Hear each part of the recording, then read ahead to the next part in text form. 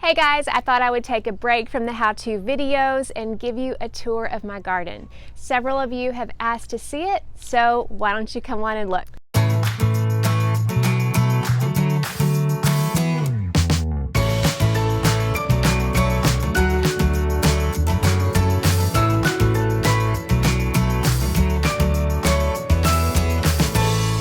The first place I go by before I get to my garden every day is my blueberry bushes.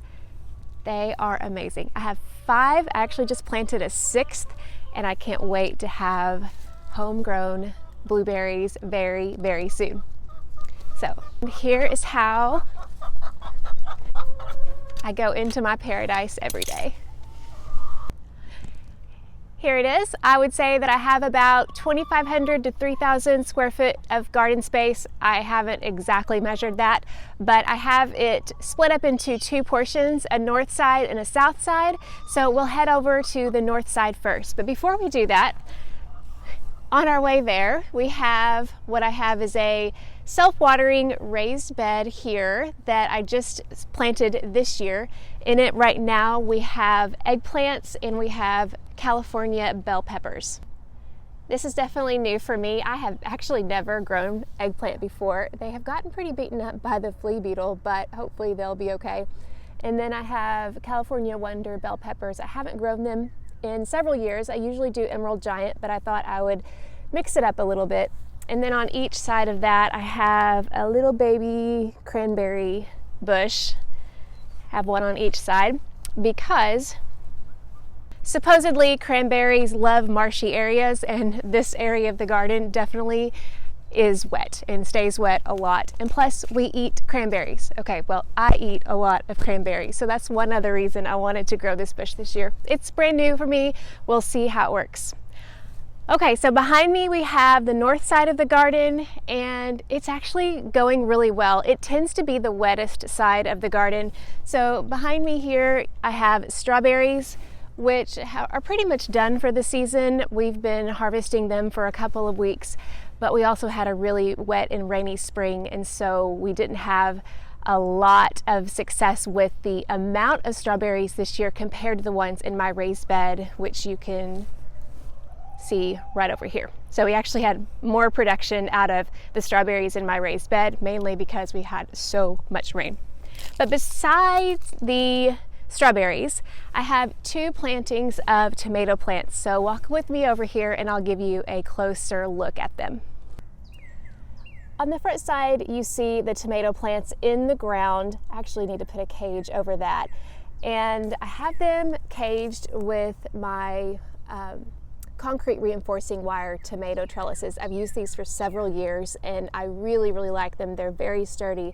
The tomatoes will grow all the way up there, and I don't have to prune my tomatoes at all. They do just fine just in the tomato cages as well. Super, super easy. You may wonder why I have those little pipes there. That's just something that I used when I was having to cover my crops over the spring when we got a late frost. It was to protect those plants. They were much smaller than that. I need to get them out right now, but I just haven't yet. And then in between each tomato cage, this is something new. I am planting zinnias. So I thought that that would be a nice addition to flowers in my garden. Now, before I go on the other side and show you the tomatoes in my straw bales, I thought I would show you a couple of these raised beds over here that are on the north side of the property. This one is for asparagus, and I also have some volunteer tomato plants from last year. I had read that tomatoes can be good companions with asparagus. I had a little extra room, so I thought, why not? I don't know that I ended up harvesting anything last year just because these asparagus plants became a mumble jumble mess, but they volunteered, so we'll see if we get anything off of them. And then over here on this side of this arch trellis, I have lemon squash. I'm not sure if it'll end up climbing that or not. I really didn't plant them to climb it, but it's there if needed. And then this nasturtium, oh my goodness, it has overtaken this other raised bed. Isn't it gorgeous? It's absolutely beautiful. But on the other side of the trellis is what I actually have this trellis earmarked for this year, and that is cucumbers.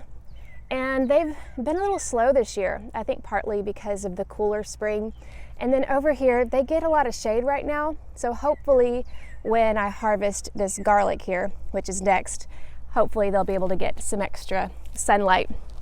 And what you see in the rest of this raised bed before we go over to the tomatoes is that I've got one planting of garlic over here.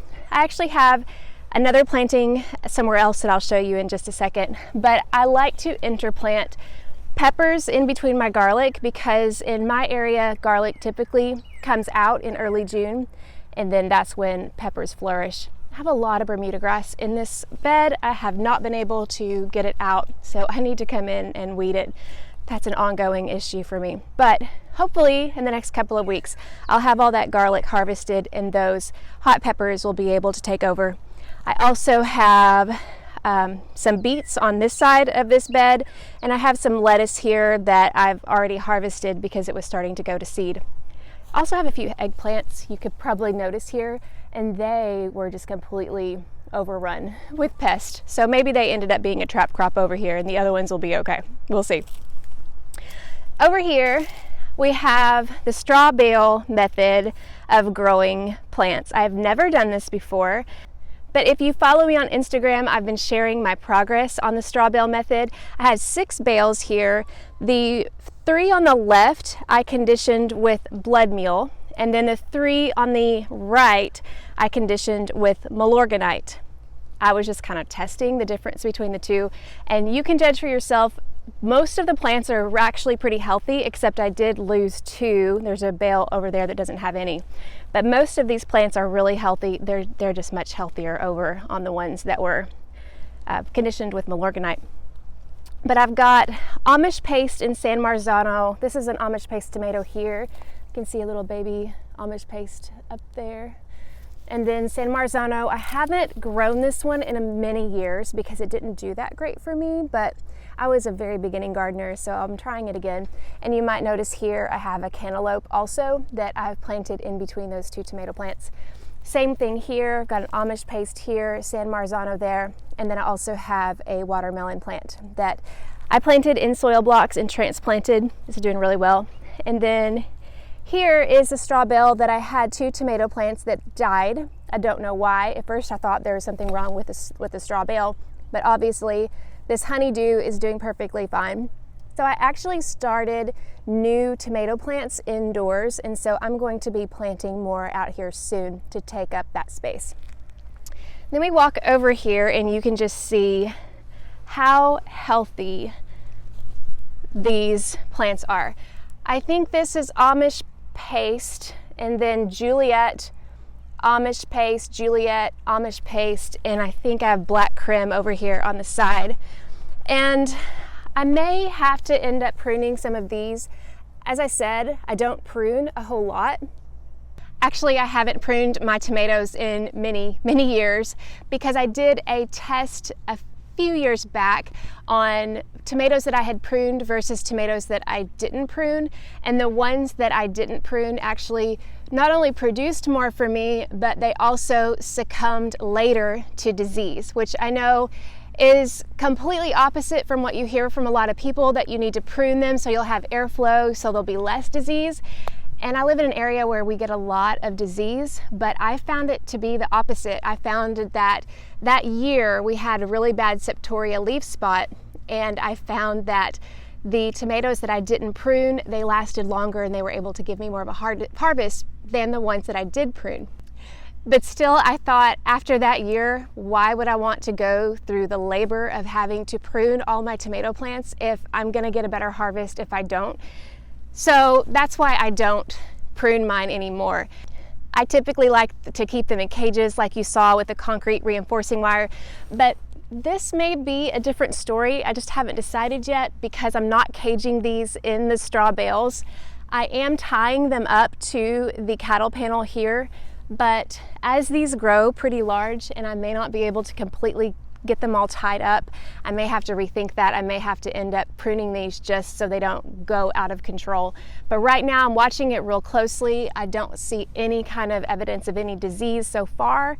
So as of right now, I'm gonna leave them alone, but I may end up changing my mind on that eventually.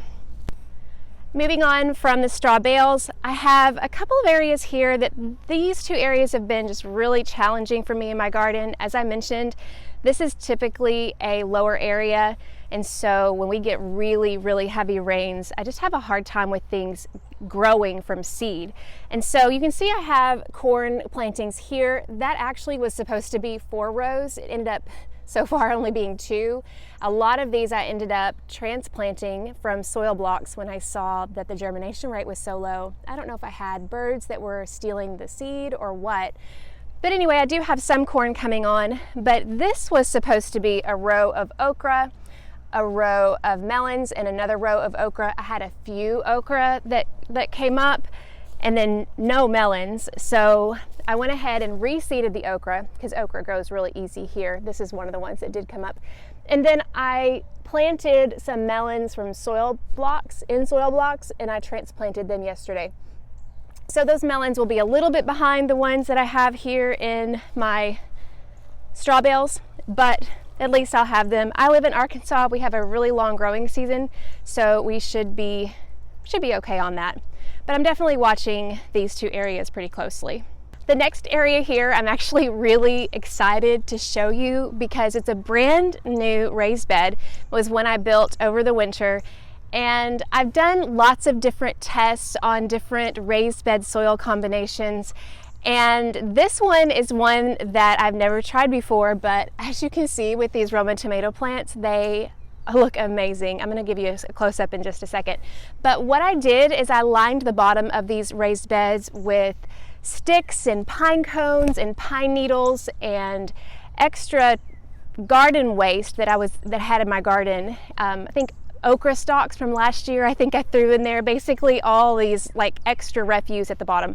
And then on top of that, I added some native soil that came from another part of our property that was like composted branches and even some char from burning wood and stuff like that. And then on top of that, I added bulk compost that I had bought from my local landscaping company. And let me tell you, I'm just going to show you these tomatoes. These may be the healthiest Roma tomatoes I've ever grown.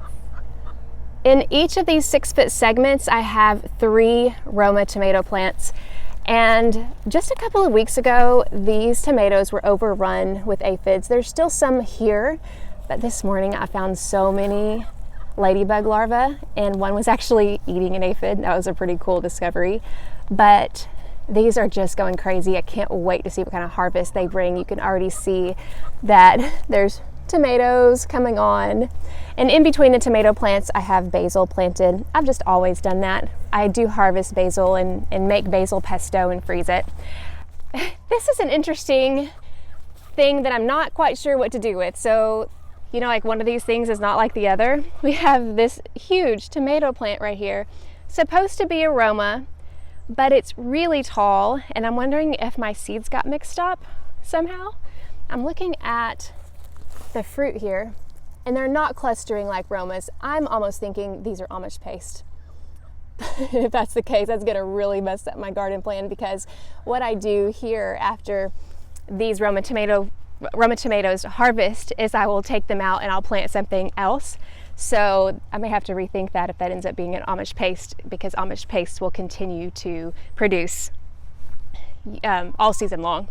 Okay, the next thing I'll show you is my grape arbor, actually my arched trellis that my grapes are growing on top. I'm really hoping for some kind of a grape harvest this year, but we have so much trouble with disease. You can just see every single year we have issues with disease, and I do not know how to prune these well. I've tried to look up YouTube videos. I feel like I've pruned it really well over the winter, but I mean, it's just crazy. And still, like I said, lots of disease. Either way, it provides me a good amount of shade, and I'm able to sit here. As you can see, I've got some rebar left over from a project. I'm able to sit here and rest during my long day of working in the garden. And behind the grape arbor trellis, I have a new little garden area that I started this year. I think I'm going to call it my medicinal herbal pollinator garden. I'm not sure, but it's kind of in an area. This is the northwest corner of the garden. it's really kind of neglected and it usually just gets weedy. So I thought, well, let's just grow something there.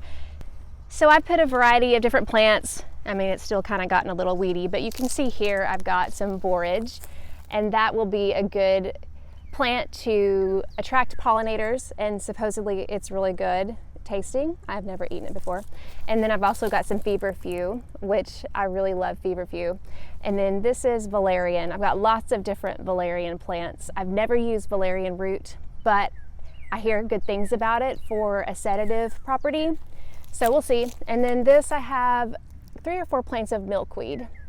So that's what I've got back here in my medicinal / pollinator garden. I've also got some bee balm back here and some echinacea. So my plan with all that is to hopefully have more flowers to attract more pollinators, and also have some herbs that I can use in my garden as well. Now beside me here you can see a raised bed that is empty. That's because yesterday I harvested all of my onions, and then right after that I planted pinto beans. So that's one thing that I try to do with my garden every year, is I try to have a plan for succession planting from the beginning, so I know exactly when I harvest something what's going to go in next. So that's why this one's empty, and I did leave one little onion plant there so that maybe I could get some green onions if I needed. Behind me here I have 4 different raised beds, and I've had these for several years in this garden. So let's take a look at what's in each of them. But first I have to show you these 2 plants. I know a lot of people think that they are weeds, but this is mullein, and I've always wanted to have mullein. I know their flowers are good for medicinal remedies like an ear oil, and I had a friend who actually has mullein growing wild in her garden, and she gave me these 3 plants. I'm so excited. They are biennial from what I hear, and so this is their 2nd year. I'm looking forward to seeing some of these flowers here, so I'm super excited about that. Okay, on to the raised beds. On this left side here I have Lincoln peas. Also got some dill here, you can see in the corners. It's where I like to tuck a lot of my herbs. But I didn't put these peas on any kind of trellis because I planted them in my garden last year and they didn't need any kind of support. But if you see here, they're kind of matted and they are a little bit windblown. So I think I may need to support them next year if I put them in a fertile raised bed. I end up usually shelling all of these and then canning my shelled peas because that's the way we eat them. These aren't quite ready, but I do have some that are ready. Soon after I pull out these Lincoln peas, once I get finished harvesting, I'm going to try another planting of Roma tomatoes there so that I can get some more canning tomatoes in that space. Over here I have garlic, and this garlic on the left is about ready to harvest. That is a soft neck garlic, even though my plant labels washed out over the winter. I'm pretty sure this is the red enchilium, which is what I normally grow and harvest about this time. And then you'll see in between the garlic, I think over there is hardneck. I'm trying hardneck for the first time here in the south. We'll see how that goes, but I don't think it's quite ready to harvest yet. But you'll see in between here I have bell peppers. Again, I love to put peppers in between my garlic because my garlic comes out right before the peppers really get going. At least they do every year. We'll see if the hardneck proves me wrong. My peppers have had a hard time getting going this year because it's been such a cool spring. And then here I have a jalapeno plant. And over here, okay, so this bed is one that may not look like a whole lot, but there's actually a whole lot going on here. So I have a row of onions because they are not ready to harvest yet. I have, I think, 1 or 2 that might be starting to bolt, but I planted them later, so they're not ready to harvest yet. I have cilantro. All of this is bolting cilantro. And if you look here, I mean, if you just look and observe, you can see all sorts of insects on this bolting cilantro. I know none of us like cilantro that bolts, but it attracts so many different beneficial insects. It's incredible. So in between here, I've got 4 more Roma tomato plants. This has got some blight on it. I need to come out and trim that stem all together, get it off of there. But I have 4 Roma tomato plants here.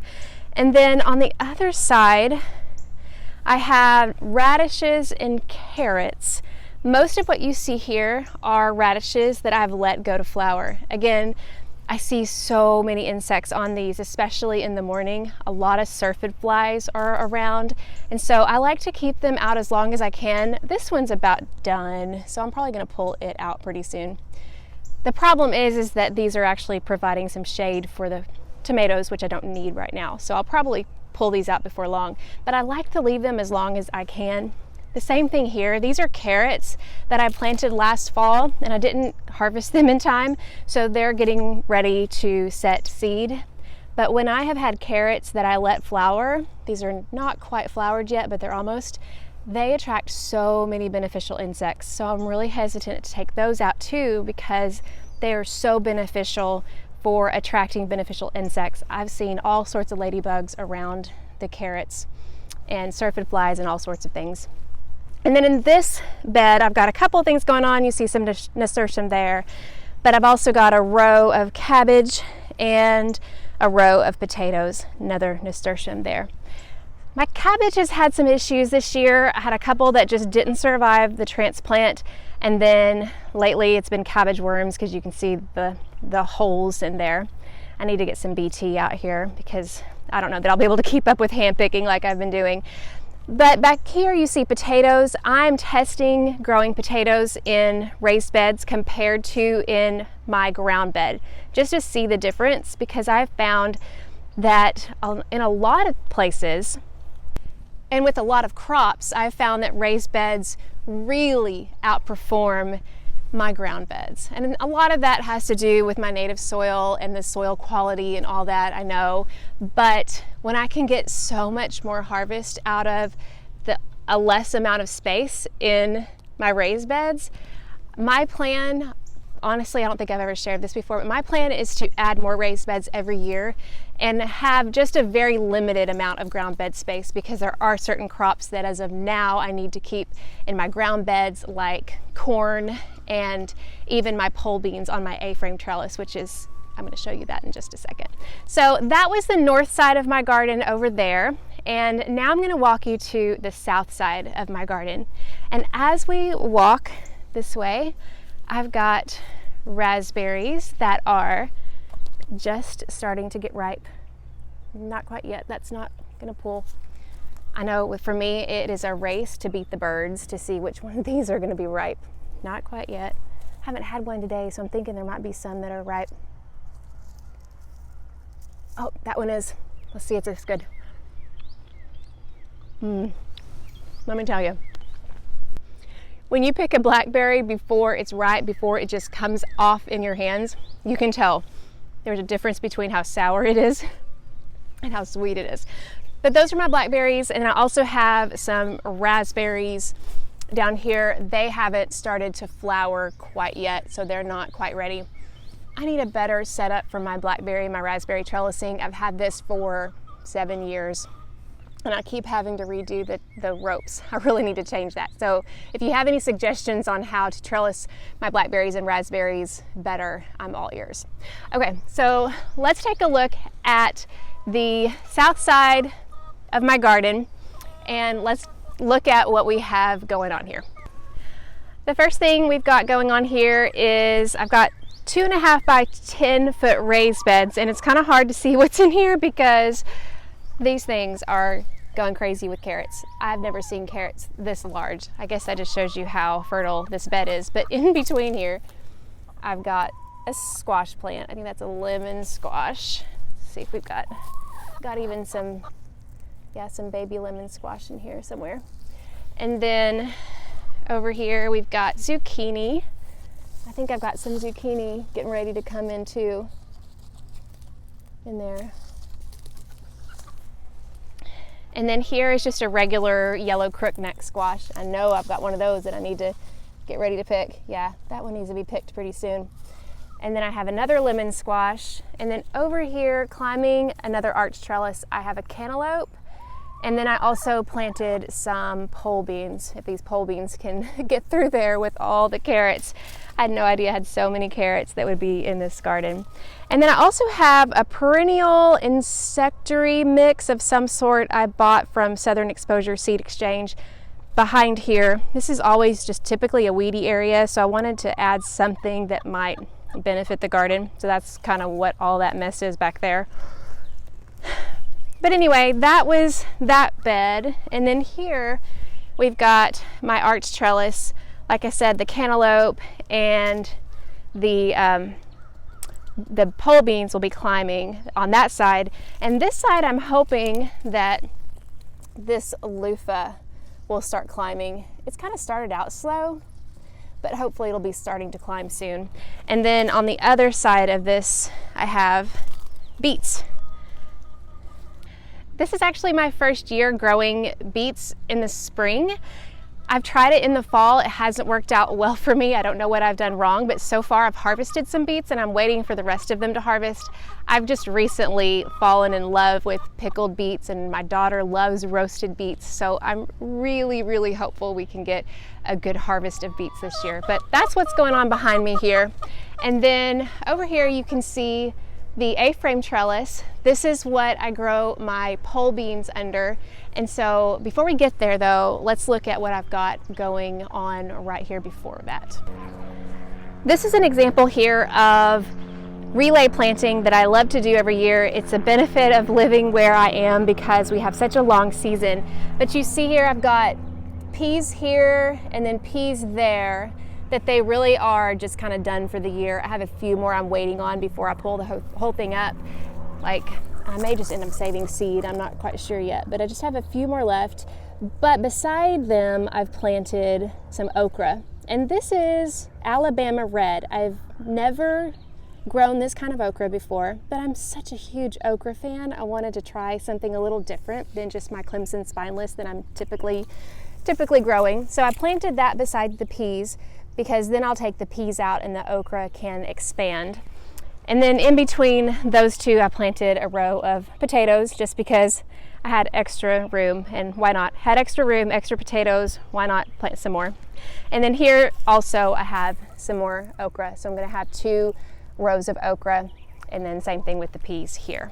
So as we go to the A-frame trellis, you'll see that I have beans on the left and then beans on the right.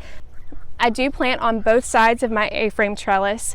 And then this year I added a whole planting of carrots underneath the trellis here. And then I added zucchini here. This is really small. I planted it recently. I'll probably have to come back and thin that out.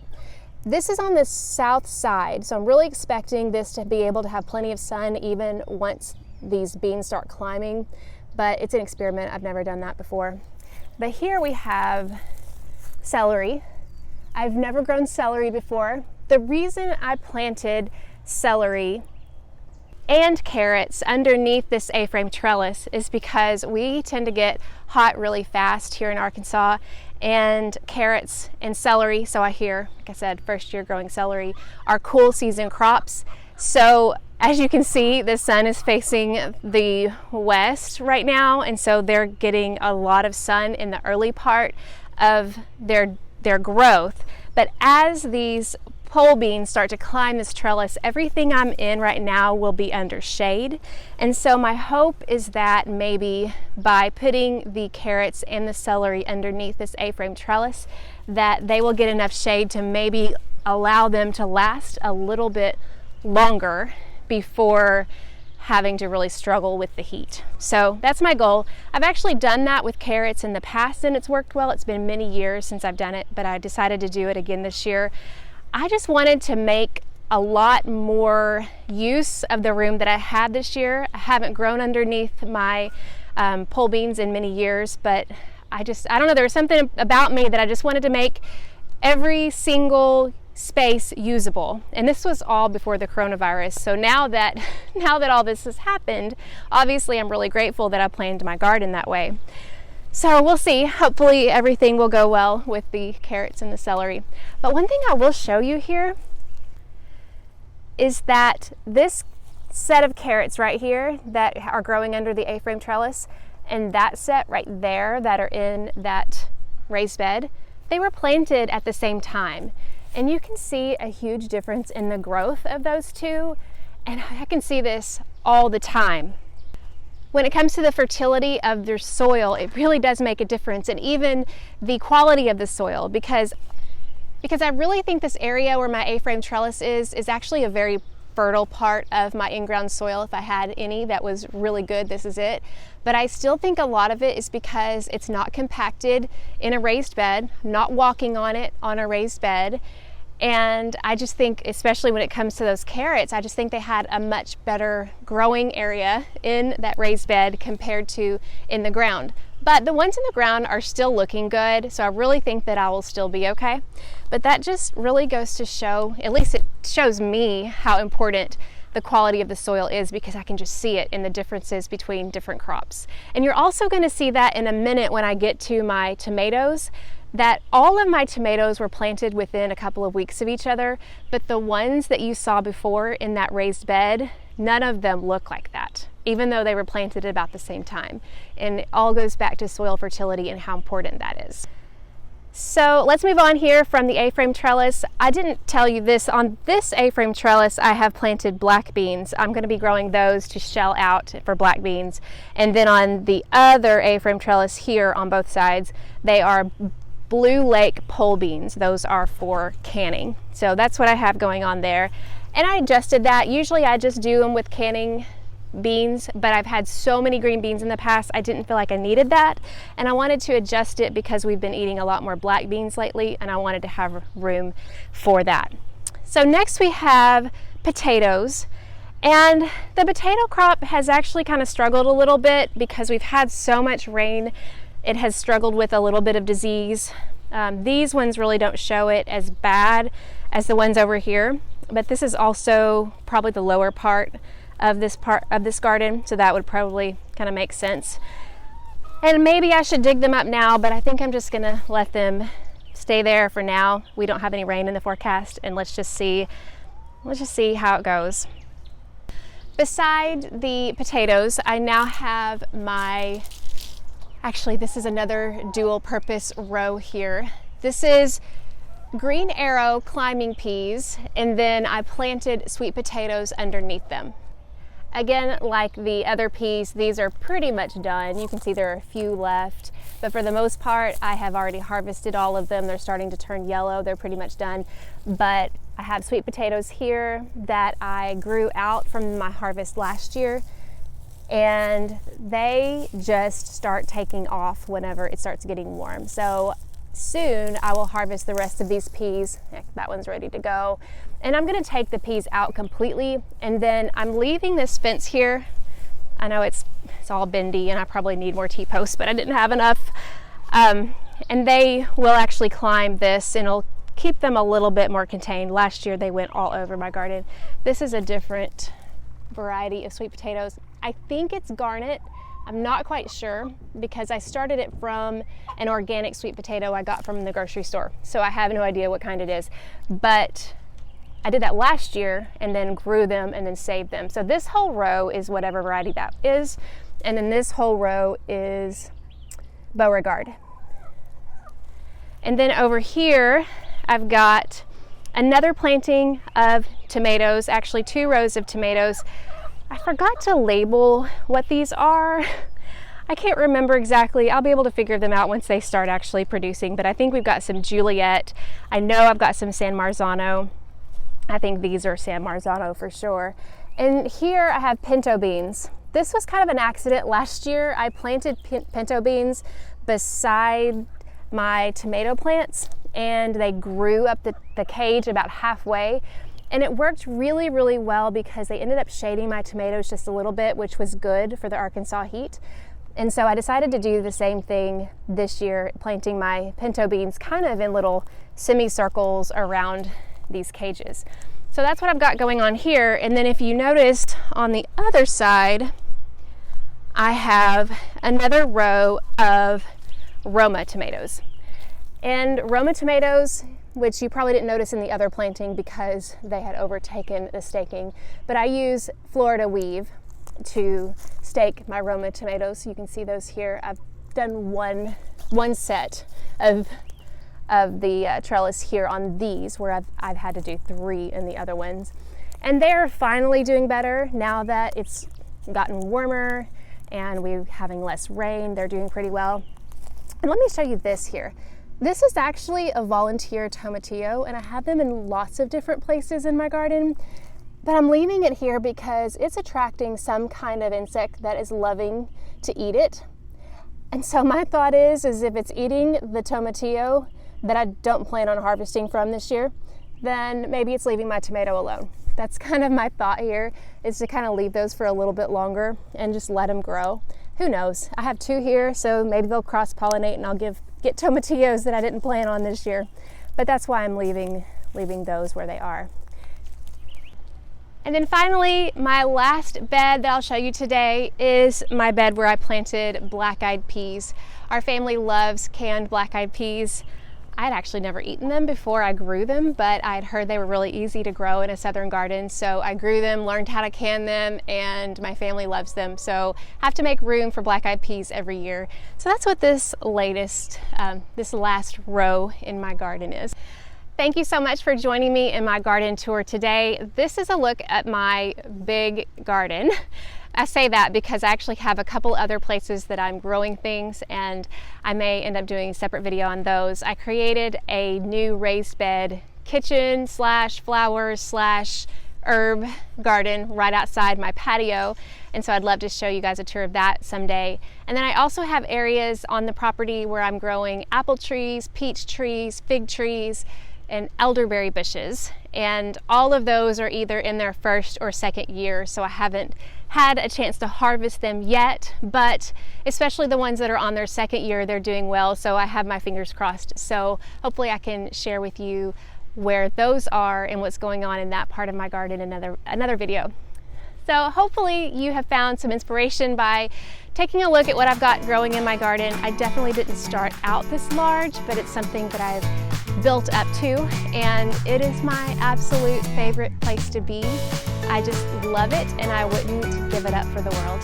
Thank you so much for joining me today. If you want more information on tips and things that I do in my garden, tests that I've run and things like that, check out the Beginner's Garden podcast wherever you listen to podcasts. Have a great day.